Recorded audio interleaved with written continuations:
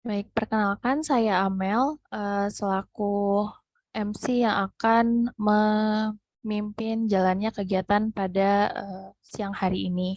Pertama-tama saya sampaikan permintaan maaf dari Bapak Direktur P2PM dan Ketua Tim Kerja TBC yang saat ini berhalangan hadir karena ada penugasan lain. Oleh karena itu, tanpa berlama-lama, mari kita sambut Bapak Sulistyo, Focal Point Surveillance yang akan menyampaikan paparan mengenai evaluasi capaian TBC tahun 2023. Kepada Bapak Sulistyo, kami persilahkan. Iya, terima kasih Mbak Amel. Apakah suara saya terdengar, Mbak Amel? Terdengar, Pak Tio. Ya, Bapak Ibu sekalian, Assalamualaikum warahmatullahi wabarakatuh. Selamat siang. Mudah-mudahan kita semua dalam keadaan sehat walafiat ya. Ya, tadi sudah disampaikan oleh Mbak Amel, kita rencananya akan melakukan evaluasi mengenai pelaksanaan kegiatan program TB Januari sampai Juni 2023. Saya mohon izin share, Bapak Ibu sekalian.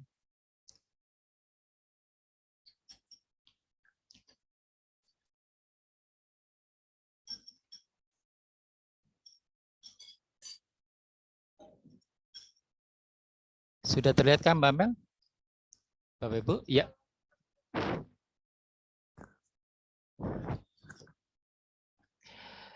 Ya, Bapak Ibu sekalian, ini adalah agenda yang akan saya sampaikan. Yang pertama, yang berhubungan dengan kebijakan dan strategi TBC, kemudian evaluasi capaian program TBC tahun 2023, kemudian rencana tindak lanjut yang harus kita lakukan. Ya, kita melangkah ke kebijakan dan strategi tuberkulosis. Ya, mungkin Bapak Ibu sudah paham mengenai peta eliminasi, di mana harapannya adalah pada tahun 2030 kita penurunan insiden harapannya adalah 5 per 100.000 penduduk. Kemudian kematian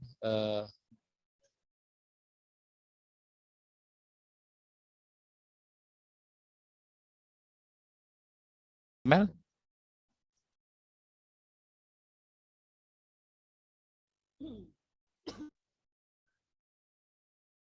Halo?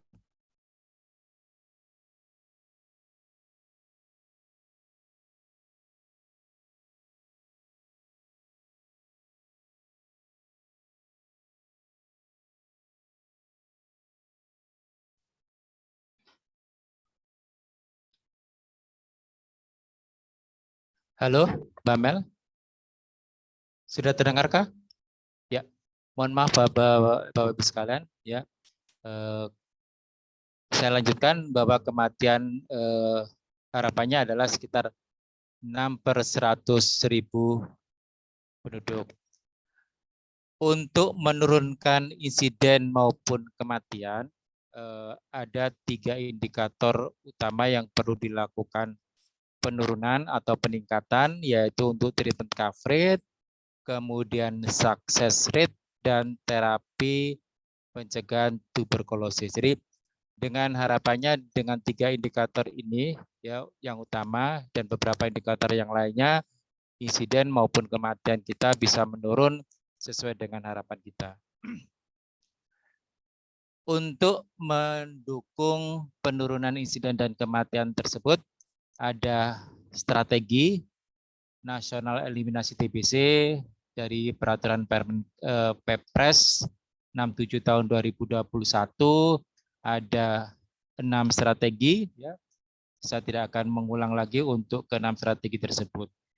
Sedangkan untuk mendukung strategi tersebut, kita juga mengeluarkan beberapa kebijakan yang mendukung yang berhubungan dengan akreditasi, kemudian kualitas layanan TBC,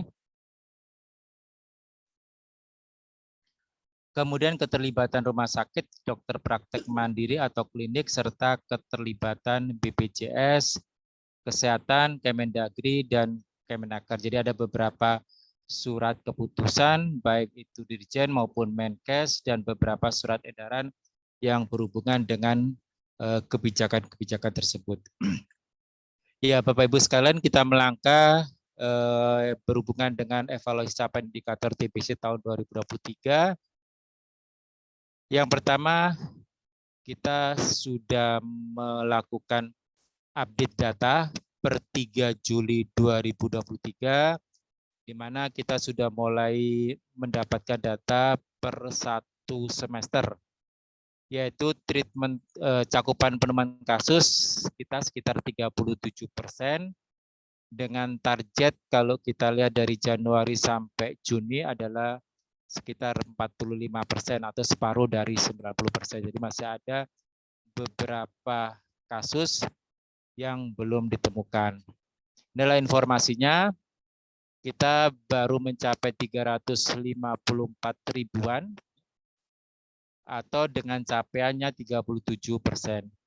Dari kasus 354 ribuan, baru 78% yang dilakukan pengobatan. Jadi masih ada sekitar 22%-an kasus yang belum dilakukan pengobatan. Harapannya adalah kasus yang ditemukan 100% harus dilakukan pengobatan. Jadi kita harus perlu mencari, mengidentifikasi kenapa masih ada sekitar 22% kasus tersebut belum dilakukan pengobatan. Nah, ini adalah situasi capaian program TB di Indonesia tahun 2021-2023 yang kita sudah update sampai 3 Juli 2023. Harapannya capaian kita bisa melebihi tahun 2022. Dengan makanya kita perlu mengidentifikasi kira-kira permasalahannya di mana untuk kondisi-kondisi yang belum mencapai target. Nah, Bapak Ibu sekalian, kita juga melaporkan ke Pak Menkes setiap per minggu sekali mengenai notifikasi kasus kita. Kalau kita perhatikan harapan kita semua yang sesuai dengan arahan Pak Menkes, setiap bulan itu kita harus mendapatkan kasus sekitar 16.700-an. Ya, kalau kita perhatikan sesuai dengan garis yang datar ini sekitar 16 ribuan, itu ada sekitar pada bulan minggu pertama dan minggu ketiga bulan Januari. Dan kalau kita perhatikan ada beberapa gambar berwarna ya, ada beberapa kasus yang bulan Januari itu dilaporkan sekitar bulan Juni, akhir-akhir Juni, yang warna kuning ini. Jadi berarti ini menandakan masih ada beberapa data yang sudah ditemukan, tetapi baru dilaporkan sekitar 5 bulan atau 6 bulan kemudian. Ya, jadi jauh sekali. Jadi kalau kita perhatikan yang warna kuning yang di atas ini berarti dilaporkannya pada sekitar 25 Juni atau 1 Julian.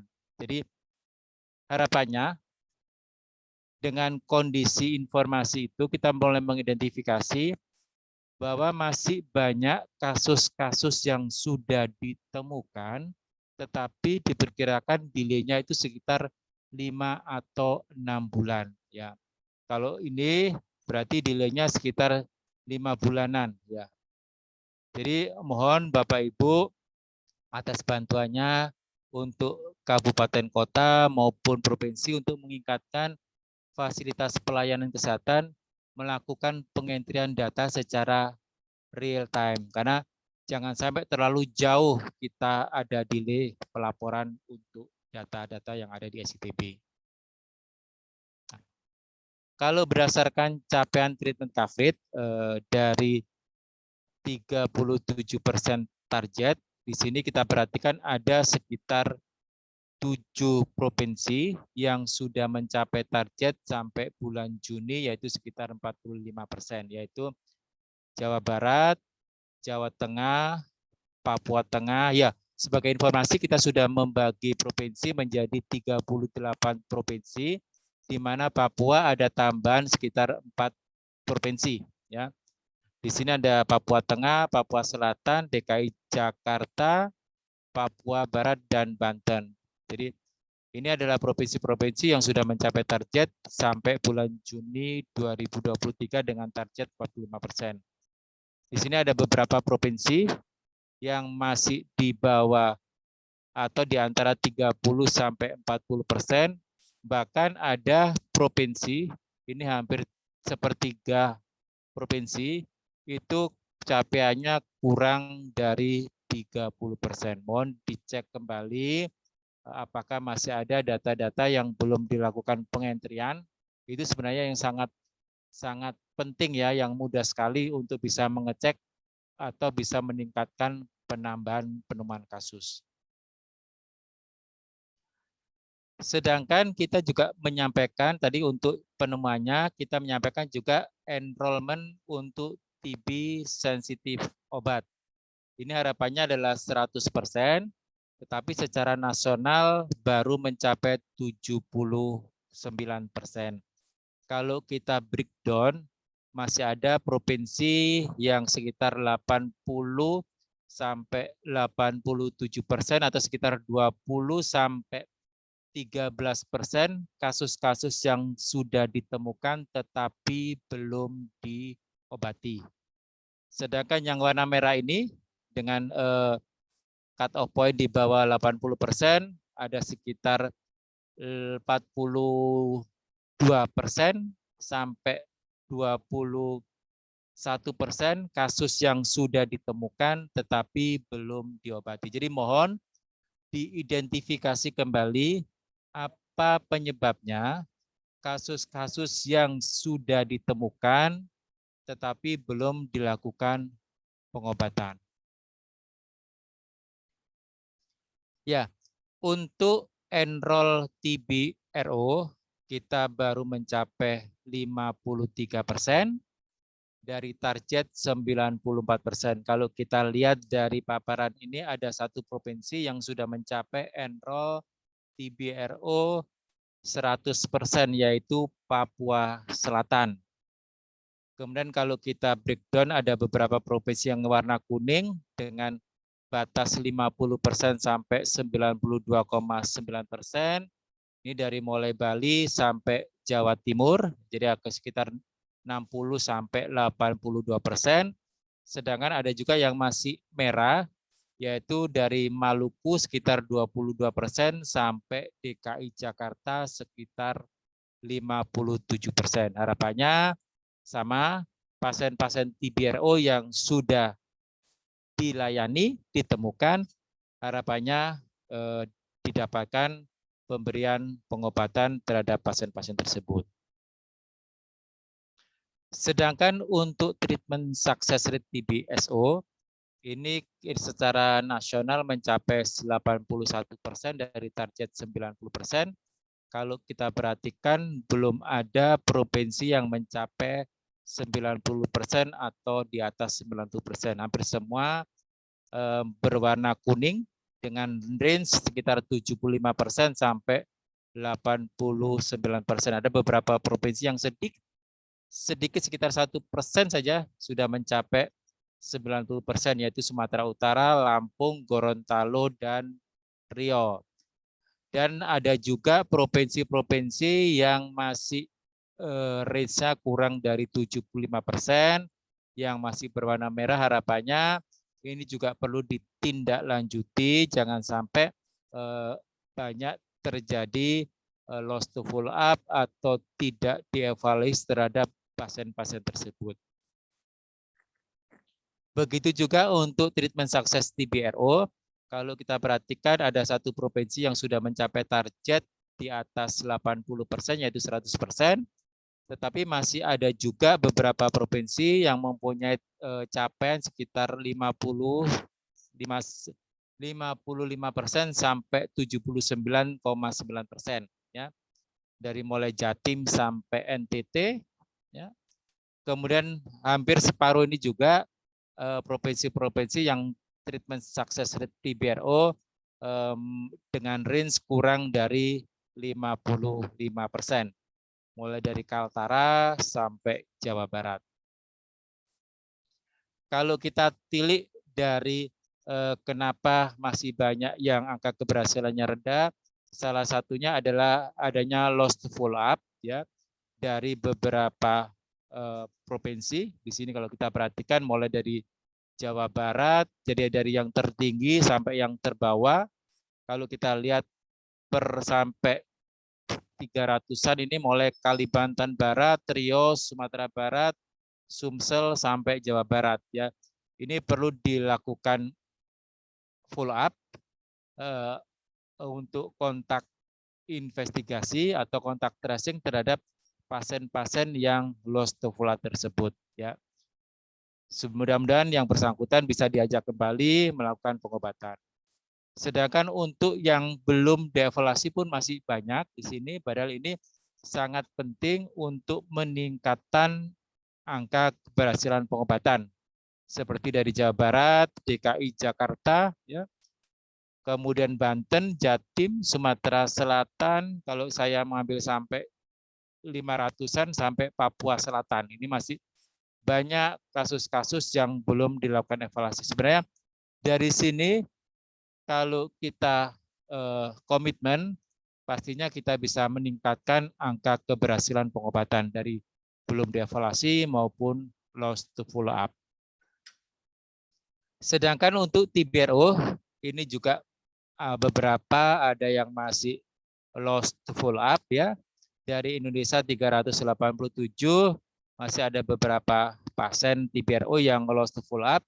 Kalau kita perhatikan dari 30 ke atas, yaitu Sumatera Utara, Jatim, Jateng, DKI Jakarta, dan Jawa Barat.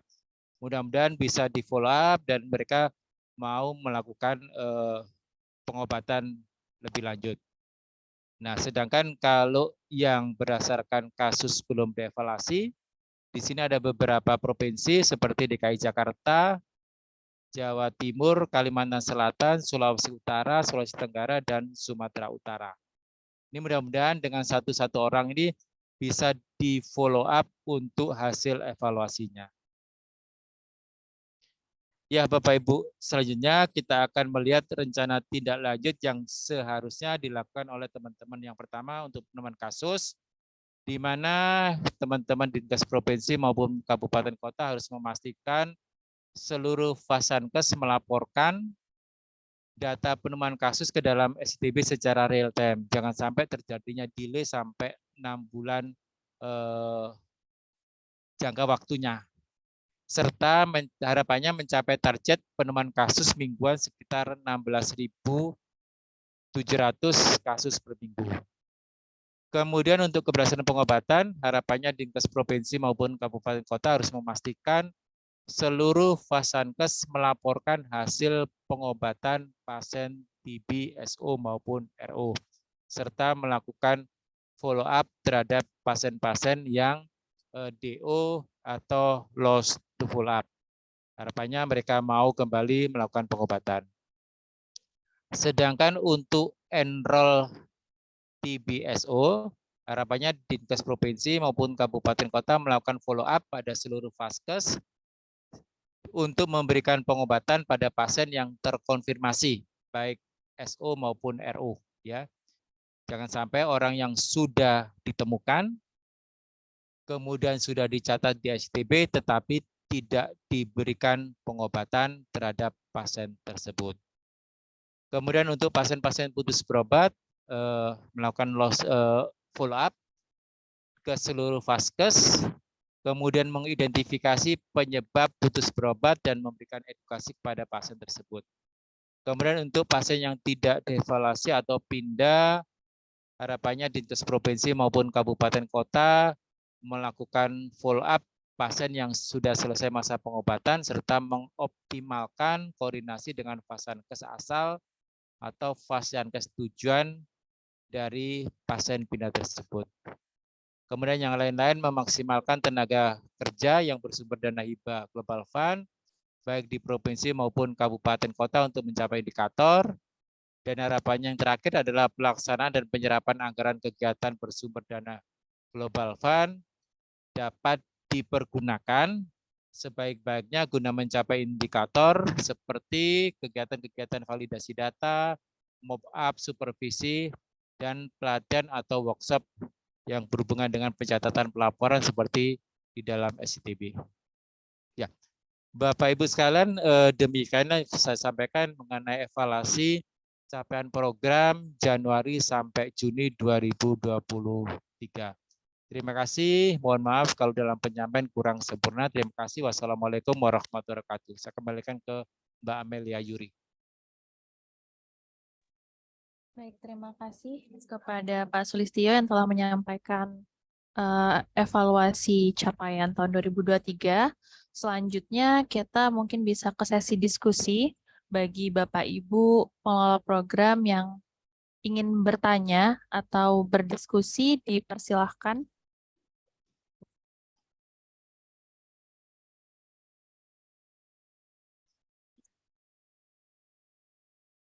Ada yang ingin bertanya kah, Bapak Ibu atau teman-teman TO dari kabupaten kota? Iya. Halo. Iya, halo. Dari Banyuwangi, Mbak. Ya, silakan. Pak. Ini sementara ini yang disampaikan oleh Pak Sulis tadi untuk pelaporan di STB itu kan real time ya.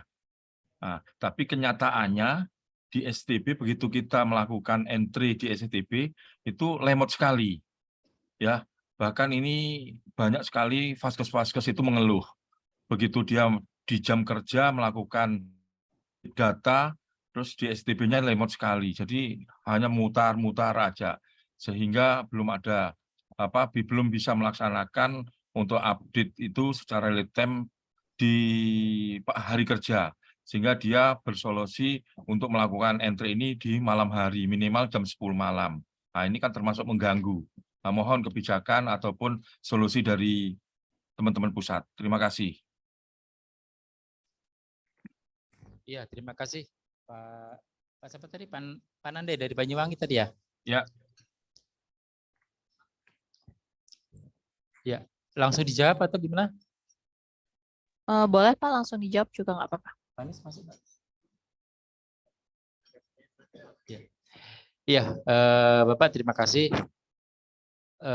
Ya, kami sudah berkoordinasi dengan teman-teman IT Pak. Harapannya sih kita tahu bahwa untuk proses, jadi ada sinkronisasi antara teman-teman IT dengan data ya, karena kita tahu bahwa kalau teman-teman di daerah kita harapkan untuk melakukan pengentrian secara real time, tetapi kalau support dari SITB-nya masih kurang lancar, mungkin agak menjadi kendala ya. Saya pikir mungkin nanti ada Pak Anies bisa bantu Pak Anies. Bentar ya. Bentar Pak dari Banyuwangi. Mohon nanti solusinya dari Pak Anies sebagai koordinator IT. Ini Pak Anies.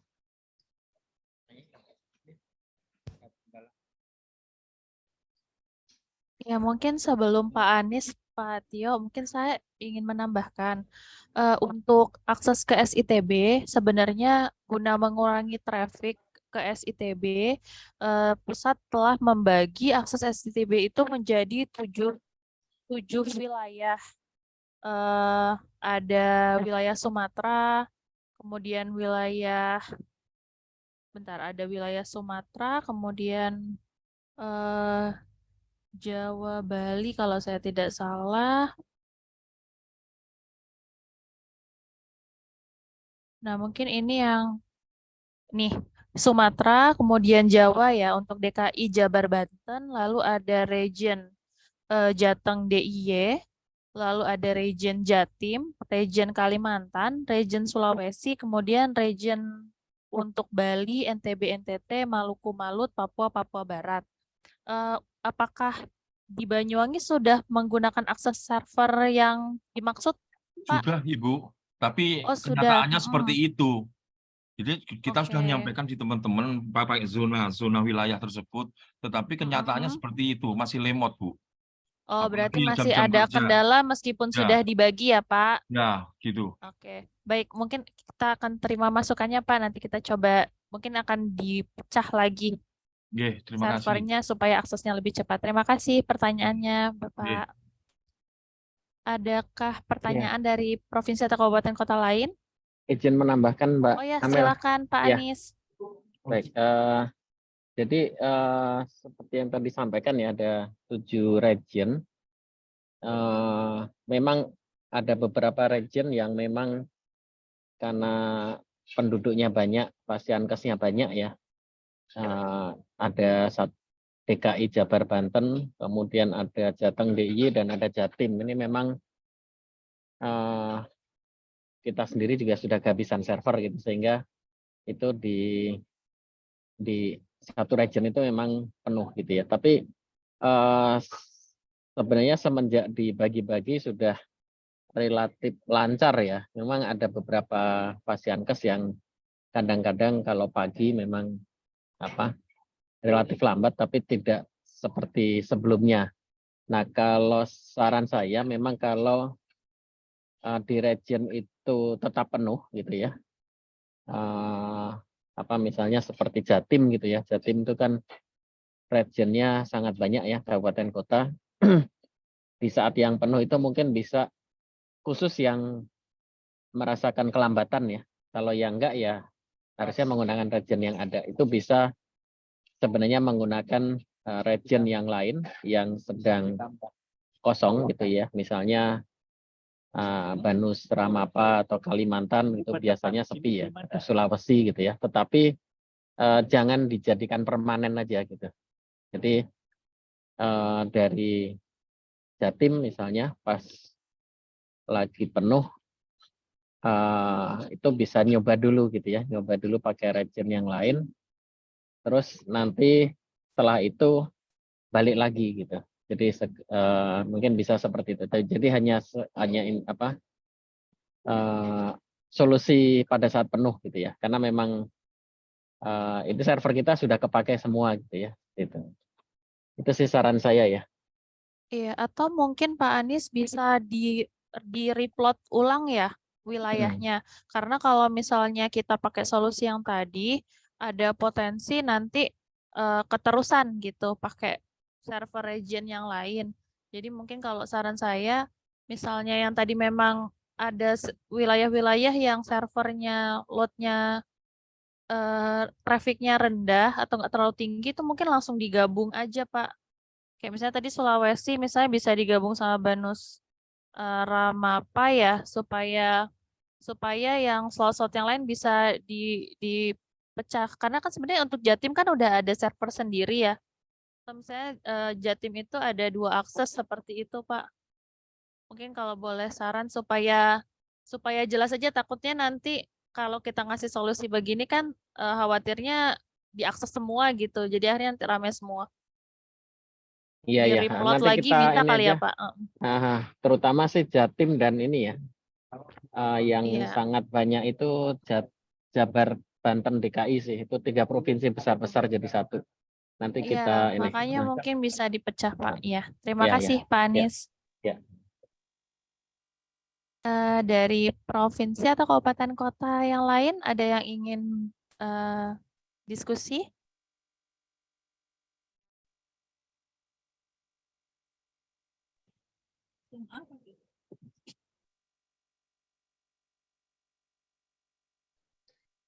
Mbak Amel. Ya, Mbak Amel. Ya. Ya, Mbak Amel. Boleh. Ya, ya silakan Bu. Ya, halo Pak Tio. Selamat datang di Sulsel Pak Tio. Terima kasih, Bu. Iya, terkait ke Sulsel. Pernah saya jalan satu puskesmas minggu lalu. Salah satu kendala utamanya memang adalah katrek. Nah, setelah saya lihat dari hasil suspek yang mereka tangkap, rata-rata mereka memang terdelay. Dalam artian gini, mereka sudah terlanjur mengirim, ada sekitar 20-an kemarin suspek yang terkirim ke salah satu lab TCM. Nah, di situ mandek dia. Hasil enggak keluar karena ya itu tadi ujung-ujungnya adalah alasannya katrik. Saya mengarahkan untuk dilakukan pemeriksaan mikroskopis, tapi kendalanya adalah masih banyak yang lab-lab mikroskopis kami yang tidak mau lagi untuk melakukan pemeriksaan. Mereka tidak menerima rujukan apapun. Artinya kalau saya mengarahkan ke PRM-nya, mereka tidak mau menerima dari luar. Untuk diri sendiri oke. Tapi yang kemarin yang saya datangi memang tidak ada mikroskopisnya. Jadi makanya itu terdelay, dia punya salah satu kendalanya. Nah, mungkin kalau saya mengharapkan bahwa mungkin di sinilah peran daripada Pak Telki untuk melakukan mempush anggota-anggotanya ke bawah bahwa tidak boleh ada penolakan untuk melakukan pemeriksaan mikroskopis. Nah, saya sudah mengarahkan seperti itu, tapi sampai sekarang belum ada realisasi. Seperti itu masalah kami salah satunya, Pak Tio. Iya, terima kasih. Kak Uli ya? Iya, Kak Uli atau betul. ya Kak Uli ya. Pak Uli, betul. Ya, ya Kak Uli. Kak Uli, yang mengenai penolakan itu sudah sempat dibuatkan semacam secara tertulis gitu Kak Uli ya? Atau belum? Oh, belum. Karena ini kan masalahnya baru saya dapatkan. Jadi makanya saya belum menindaklanjuti sampai sejauh itu sih.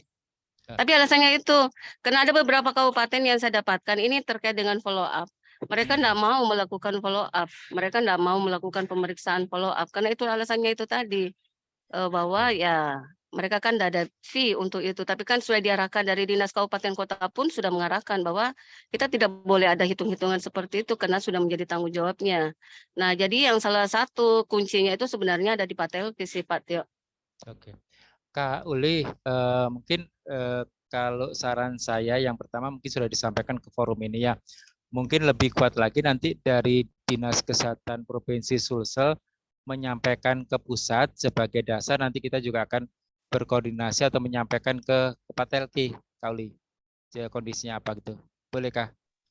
Oke.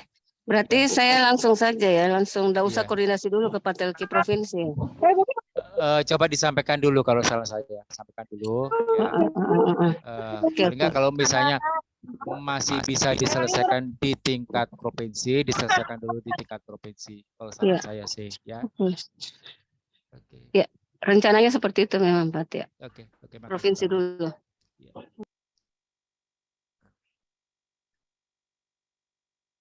Baik, terima kasih Bu Uli atas diskusinya. Mungkin selanjutnya. Sulbar Mbak, mau izin. Oke, ya silakan Pak Salim. Ya, ini Mbak Mungkin terkait laboratorium juga. Ini ada apa namanya? Ada beberapa itu TCM yang mengalami kerusakan dan itu salah satunya itu yang agak parah itu UPS-nya tidak bisa dipakai. Tetapi pihak Medkes tidak mau lagi, tidak menyampaikan bahwa bukan tanggungannya lagi. Jadi seperti apa itu? Soalnya kan setahunya kami itu masih dalam apa namanya ya, garansi lah barangkali ya istilahnya dari Medkes, tapi katanya Medkes sudah tidak ada kerjasama lagi dengan Kementerian Kesehatan terkait TCM yang itu. Dia pengadaan tahun 2018 dari GM. Kasih Mbak.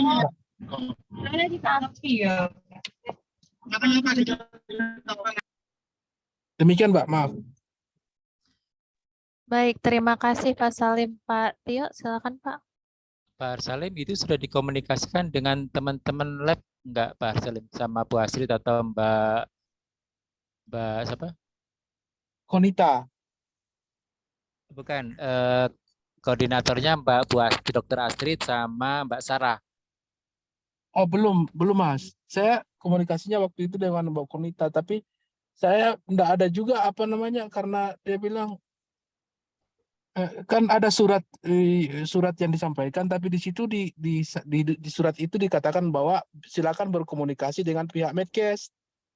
Tapi setelah kami hubungi pihak Medkes bilang bahwa kami tidak menanggung lagi untuk yang TCM yang itu karena sudah tidak ada kerjasama lagi dengan Kementerian Kesehatan. Seperti itu, Mas. Oke, gini aja Pak Arsalim, coba disampaikan tahun berapa tadi tuh yang TCM-nya? supaya nanti kita komunikasi dengan teman-teman laboratorium. Solusinya gimana kalau kondisinya begitu?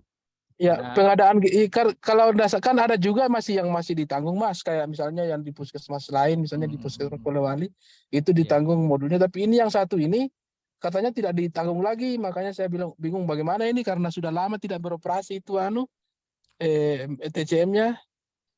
baik ya. Nanti saya coba Izin Pak Tio, komunikasi. Iya, izin ya Pak kali. Tio, mungkin sama dengan Salim, Har Salim. Nah, yang kayaknya yang pengadaan TCM 2000, kalau bukan 2021, 2022 deh yang baru.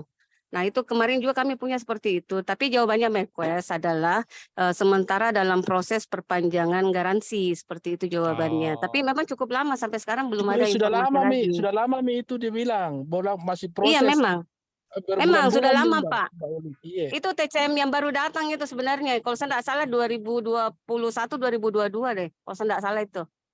Oke. Iya, pokoknya itu, Ya Mbak. udah, kita coba catat dulu ya, Pak Salim sama Kak Ulia, untuk kita Iya. komunikasikan dengan teman-teman bagian lab, Dr. Asri sama Mbak Sarah. Kemudian kita follow up hasilnya gimana ya, Pak Arsalim sama Kak Uli.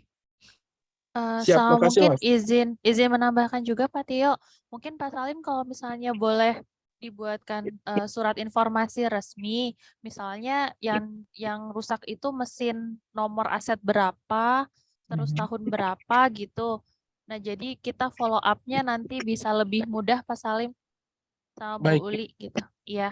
Ya. Ya, Tadi saya terima sudah bicara kasih. sama puskesmasnya, dia bilang, saya cuma bilang kau bikin surat dulu, langsung ke provinsi, tembusan ke Dinkes Kabupaten, langsung nanti saya teruskan suratnya ke pusat gitu. Iya, siap Pak. Terima kasih Pak Salim. Iya, Mbak. Iya. Pak, Mungkin izin Pak Tio. selanjutnya. Oh ya, ada Mbak Sarah. Silakan Mbak Sarah. Iya, maaf Mbak Sarah ya, baru silakan Mbak Sarah bergabung. ya. Ya, suara saya bisa terdengar ya Pak Tio ya, Mbak Amel ya. Terdengar merdu sekali Mbak Sarah. Ya, jadi untuk kerusakan alat TCM Bapak Har Salim ya, dari kami sebenarnya sudah ada alurnya, sudah ada surat resmi dari kami untuk mekanisme bagaimana melaporkan alat TCM tersebut. Tapi perlu diidentifikasi lagi ketika alat TCM rusak, harus dicari tahu dulu apakah alat TCM itu masih dalam masa garansi atau sudah tidak dalam masa garansi. Karena kalau sudah lebih dari 2 tahun atau tidak dilakukan perpanjangan servis kontrak, itu biasanya memang kita sudah tidak bisa membenahi lagi. Atau untuk alat-alat TCM yang sudah dihibahkan, itu apabila terjadi kerusakan, itu bukan tanggung jawab dari Kemenkes lagi, seperti itu Pak. Kemudian untuk kerusakannya juga perlu diidentifikasi lagi apakah yang rusak itu modulnya ataukah UPS-nya atau printernya. Karena kalau misalnya kerusakan pada modul dan UPS itu masih bisa kita lakukan, kita perbaiki. Kalau misalnya yang rusak UPS di daerah Sulawesi Barat ada service center-nya, maka nanti Bapak bisa membenahi di service center di daerah dulu, terus nanti dananya itu bisa di-reimburse. Biayanya bisa di-reimburse melalui provinsi, kemudian nanti provinsi ke pusat, seperti itu. Kalau misalnya yang kerusakan modul, nanti bisa dilaporkan melalui link yang ada di surat pelaporan, seperti itu. Izin Pak, kalau misalnya sudah tidak digaransi lagi sama Medkes itu bisa, karena kalau dananya dari kami kayaknya tidak ada ya Mbak, kalau misalnya dana dari daerah. Iya, jadi memang seperti itu Bapak perjanjiannya. Kalau misalnya memang sudah lebih dari 2 tahun atau tidak dilakukan perpanjangan masa garansi lagi, itu sebenarnya dari kami sudah tidak bisa. Mungkin nanti kalau misalnya Bapak ingin mengirimkan surat permohonan terlebih dahulu tidak apa-apa, nanti dikirimkan ke provinsi dulu, kemudian nanti dari provinsi ke pusat. Ya, kemudian satu lagi nih Mbak, maaf. Sebenarnya ini yang UPS-nya sebenarnya tidak rusak. Kalau sempat rusak, kemudian dikirim untuk diservis. Ya, benar. Nah, setelah diperbaiki, datanglah barang itu. Setelah dibuka paketnya, packagingnya, ternyata yang datang itu tidak lengkap, Mbak. Tidak ada penutup kap depan. Kemudian, itu dibenahinya di daerah atau di pusat? Saya kirim mana? Sederhana satu. ke pusat kayaknya Mbak, karena di Sulbar tidak ada servis untuk itu. Sebenarnya kalau misalnya di pusat untuk kekurangan alat atau ketidaklengkapan alatnya itu mungkin tidak akan terjadi ya Pak. Mungkin kalau misalnya yang tidak lengkap alatnya apabila Bapak misalnya di service center yang ada di lokal atau di daerah. Tapi kalau misalnya di pusat sepertinya itu tidak ya Pak, karena memang yang membenahi adalah dari tim MedQuest sendiri seperti itu. Mungkin nanti bisa dipastikan. Iya Mbak, soalnya itu kan teman saya kan di Majene, teman saya yang buka Iya. anunya kan di packing tuh. Kemudian setelah dibuka ternyata Ya. tidak lengkap. Tombol depannya kap depannya tidak ada sehingga tidak bisa digunakan, kabel-kabelnya juga tidak ada. Tapi nanti saya tanya deh, itu di servis di mana? Iya. Iya benar. Kalau misalnya memang diservis di pusat, nanti nggak apa-apa, nanti Bapak bisa lapor ke kami, nanti kita bisa mintakan tim MedQuest yang ada di sana untuk mengecek kembali. Seperti itu ya Pak ya. Oke. Terakhir Mbak, saya ulangi ya tadi ya. Jadi kalau misalnya sudah tidak di luar tanggungan dari Medcast lagi, kemudian di kami tidak ada biaya untuk perbaikan, kami boleh bersurat ke pusat terkait hal ini dengan harapan ada mungkin pusat bisa membantu untuk biaya perbaikannya seperti itu ya. Begitu tadi maksudnya Mbak ya? Iya.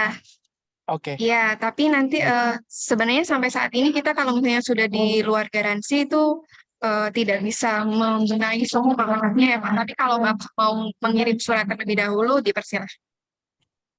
Ya. Baik Pak. Saya ingin, Cukup ya, saya Pak. ingin tanya, bisa tanya yang terkait itu tadi, yang terkait mengenai masalah garansi. Boleh Mbak Amel ya, saya lanjut. Ya. Terkait kepada masalah tadi ada bahasanya bahwa ada beberapa TCM yang tidak digaransi lagi. Nah, itu mungkin kami bisa, di mana kita bisa tahu bahwa ini tidak digaransi lagi. Ini supaya kami bisa mengantisipasi, karena ada beberapa alat kami sudah rusak, tapi sampai sekarang juga belum ada garansi yang diberikan. Info itu di mana ya, supaya kami bisa menganggarkan untuk tahun lalu dan tahun depan. Untuk beberapa kabupaten kota memang yang rusak. Terima kasih Bapak. Ya, ya Buli, terkait dengan mesin yang masih dalam masa garansi atau tidak, Buli bisa tanyakan ke tim lab ya di masing-masing binwil. Mungkin nanti bisa ke Mbak Desi atau ke Mbak Alit. Nanti bisa dicekkan juga nanti di kami. Kalau misalnya memang dari tim MedQuest sudah ditanya tapi tidak tahu seperti itu ya. Oke. Biasanya di atas 2 tahun apabila dilakukan perpanjangan servis itu biasanya kami mengirim surat pemberitahuan bahwa alat yang ada di fasilitas tersebut akan dilakukan perpanjangan servis. Makasih Mbak. Tapi mohon juga dari tim lab fast respon juga lah kalau kita meminta atau WA, karena kadang lama sampai tenggelam seminggu baru dibayar. Mohon sebagai koreksi juga untuk tim lab. Terima kasih. Jadi bahan masukan kami juga ya. Terima kasih.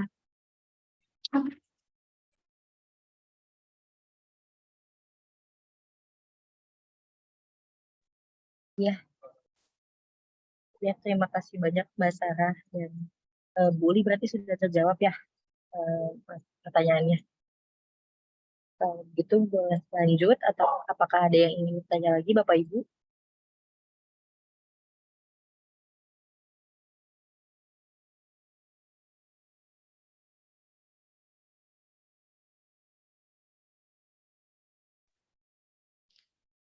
Halo Bapak Ibu, masih ada yang mau ditanyakan kah?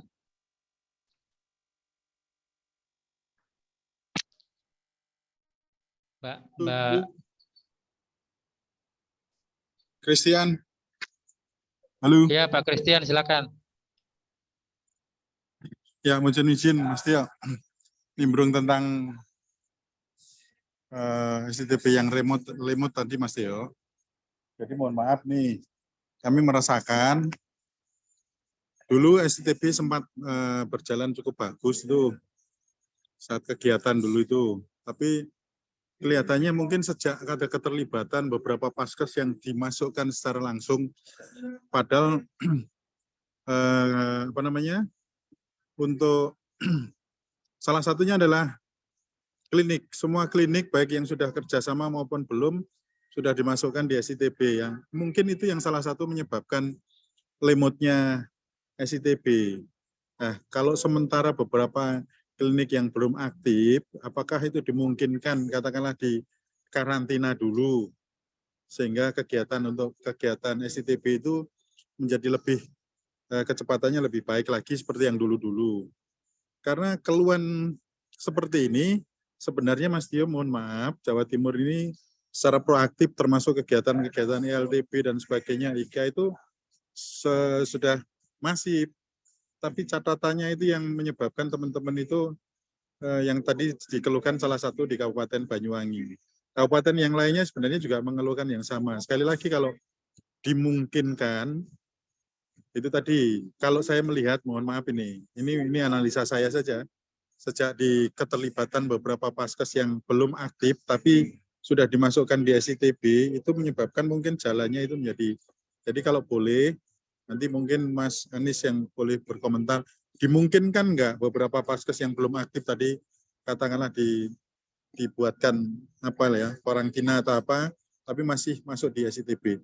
Itu kira-kira Mas Tio, mohon maaf ini. Makasih. Pak Kris, mohon maaf Pak Kris.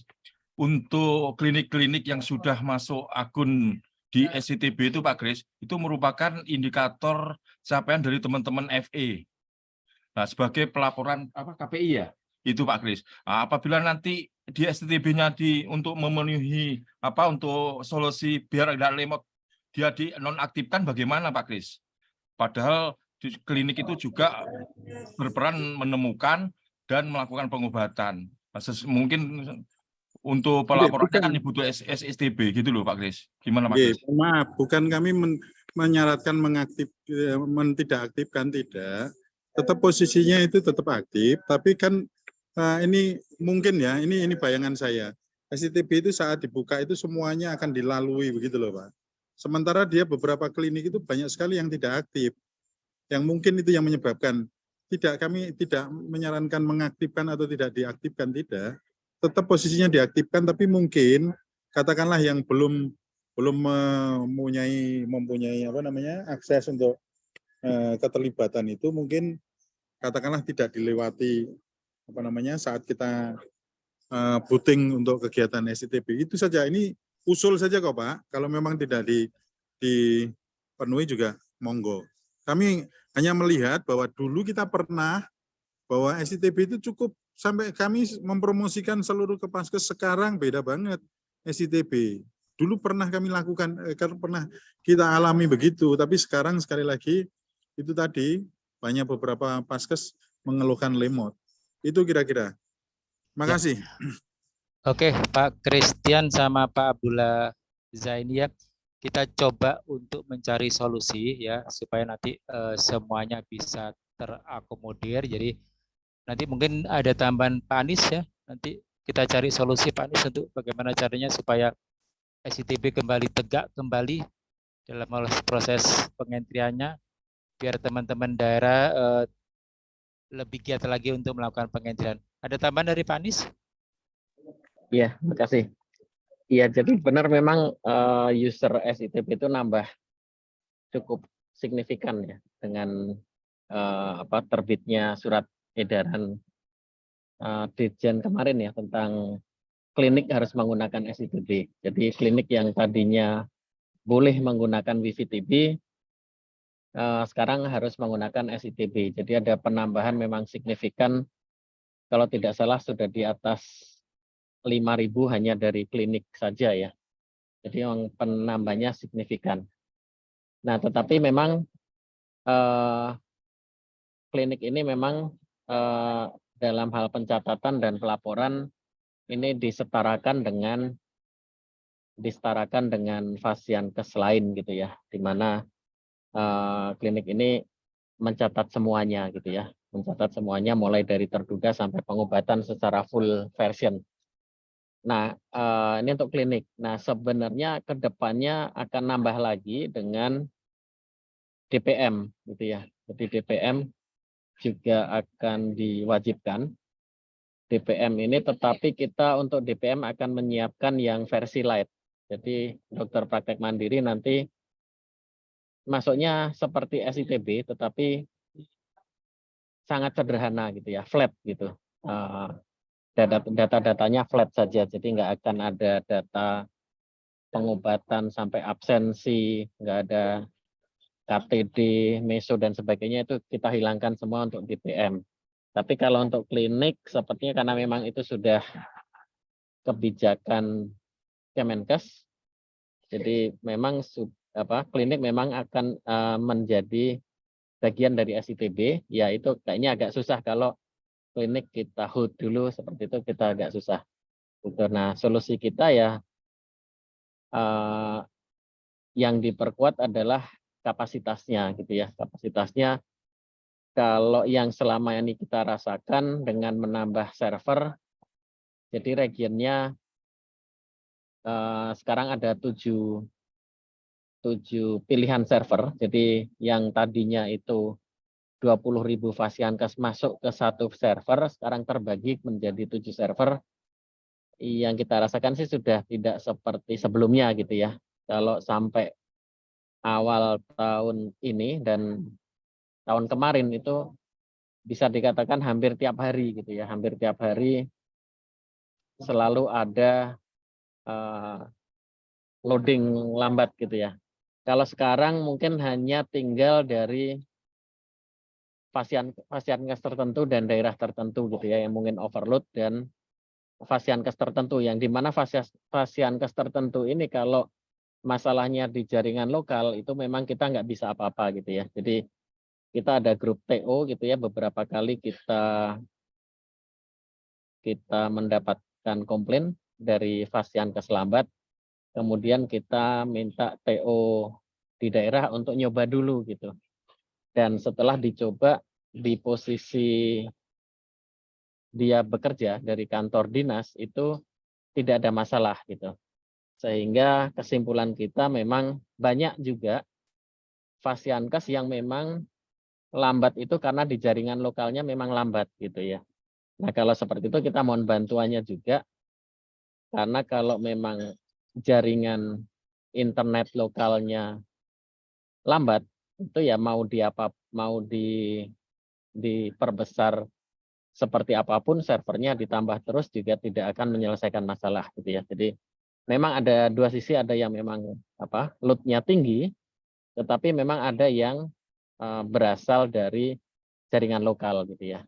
Jaringan lokal ini juga bukan hanya di luar Jawa, ternyata di Jawa pun juga sering kali kita menemui seperti itu. Jadi kalau kita sekarang coba kita filter gitu ya, jadi kita filter di grup TO gitu ya, kalau ada keluhan lambat kita minta dicoba dulu gitu ya, dicoba dulu bukan oleh Fasiankesnya tapi dicoba oleh teman-teman TO-nya gitu ya. Kalau dari teman TO yang relatif bekerjanya di kota, yang kita bisa asumsikan jaringan internetnya kenceng, dicoba di situ tidak ada masalah, berarti memang ya di Fasiankesnya itu gitu ya. Jadi memang ada banyak beberapa sumber yang membuat akses itu lama gitu ya. Jadi bukan hanya server, bukan hanya jaringan juga, dan bukan juga hanya jaringan lokal, jadi kombinasi dari semuanya seperti itu. Tapi kita akan sesuai apa yang bisa kita naikkan gitu ya, kapasitas server kita naikkan, kemudian kita coba sederhanakan yang bisa kita sederhanakan dan sebagainya gitu. Itu ya kalau dari kita. Makasih Pak. Saya ini ke Pak Tio lagi. Ya, terima kasih Pak Anies. Mungkin kita coba identifikasi kembali Pak Anies ya.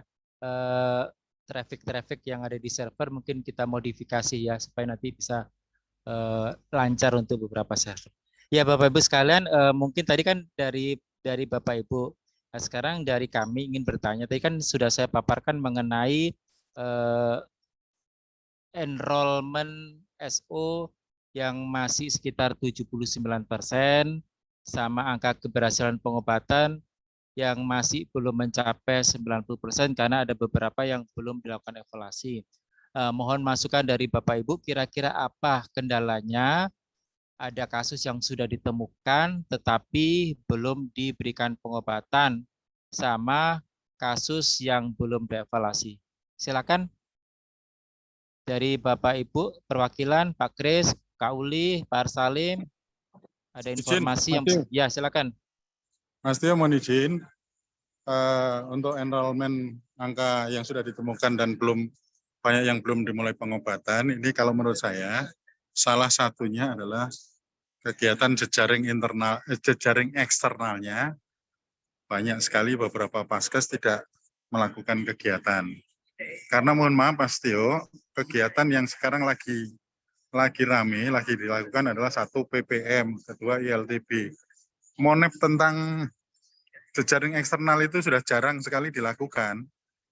Jadi kalau boleh, teman-teman Mas Tio, ayo mulai usulkan kembali kegiatan monep jejaring eksternal. Karena beberapa kegiatan yang sekarang ini sudah mulai membaik, penemuan dan sebagainya itu dimulailah ada beberapa kegiatan yang dilakukan baik mulai di tingkat paskes maupun di tingkat kabupaten kota maupun provinsi. Sekali lagi ada 2 hal penting untuk melakukan kegiatan pelayanan TBC, yaitu yang pertama adalah jejaring internal. Beberapa kabupaten sudah kita dorong. Jejaring internal ini salah satunya adalah kegiatan untuk pasif intensif, itu yang kita sudah dorong. Salah satu penemuannya sudah mulai menunjukkan hasil yang baik. Dan yang kedua yang tidak kalah penting adalah jejaring eksternal. Jejaring eksternal ini adalah salah satu yang seringkali pasien sudah ditemukan di rumah sakit, dirujuklah ke paskes, contohnya di puskesmas. Kadang-kadang rujukan itu tidak sampai. Nah, itu yang menjadi masalah, kenapa salah satunya tidak diobati. Nah, kalau boleh sekali lagi Mas Tio, ayo mulai dianggarkan kembali kegiatan jejaring eksternal, baik mulai di tingkat paskes maupun kabupaten, kota, dan provinsi. Itu kira-kira Mas, kalau boleh usul saran. Terima kasih. Ya, terima kasih Pak Kris. Dari teman yang lain, provinsi yang lain, yang berhubungan dengan ini kasus yang tidak dievaluasi? Ya, Pak Tio, saya. Ya. Pak Tio, ya, terkait itu tadi, saya setuju tadi dengan Pak Christian bahwa kenapa banyak, karena rujukan-rujukan yang dari klinik dan juga rumah sakit swasta utamanya itu tidak sampai ke puskesmas.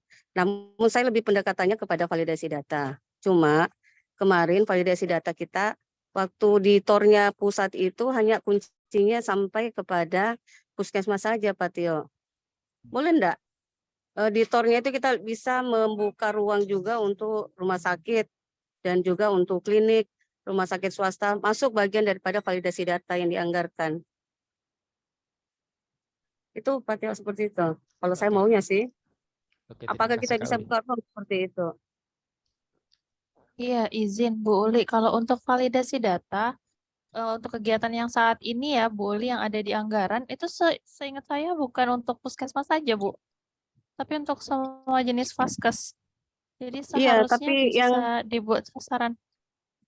Yang saya ingat saya di juknis yang dikeluarkan di keuangan itu, kalau tidak salah, itu dikuncinya adalah di vaskes yang primer saja. Artinya untuk rumah sakit itu lebih kepada mopping up-nya kemarin yang diarahkan ke situ sih. Seingat saya, kalau Harusnya untuk tidak salah semua, seperti Bu. itu. Kalau di detail budget harusnya semua, Bu.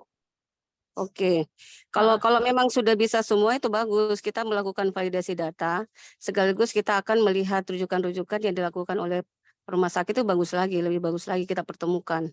Saya kira kalau Iya. memang ruang itu bisa, saya kira terima kasih Mbak Amel, lebih bagus lagi. Iya, bisa kok boleh dan mungkin untuk sebagai informasi juga Bapak Ibu, sebenarnya budget Global Fund itu nggak saklek ya. Nggak yang misalnya di budget itu terkadang itu kenapa di budget kita cuma bikin puskesmas atau misalnya hanya puskesmas dan rumah sakit. Sebenarnya itu lebih ke karena kendala alokasi yang kita punya itu kan ada ceilingnya ya.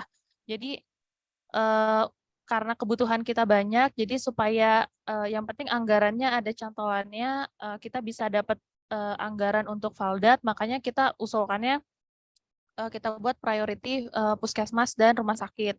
Tapi sebenarnya saat implementasi, Bapak Ibu bisa bisa sesuaikan dengan kebutuhan Bapak Ibu di masing-masing provinsi dan kabupaten kota. Kalau misalnya pelaporannya sudah aktif itu, misalnya nggak cuma puskesmas dan rumah sakit, tapi juga ada rumah sakit swasta, ada klinik, ada mungkin lapas rutan yang mau dilibatkan, itu dipersilahkan selama memang anggaran yang tersedia di tempat Bapak Ibu itu mencukupi. Lalu misalnya untuk melaksanakan kegiatan itu terkendala budgetnya nggak cukup, sebenarnya Bapak Ibu bisa nih berkreativitas misalnya, ada kegiatan lain yang misalnya model kegiatannya mirip.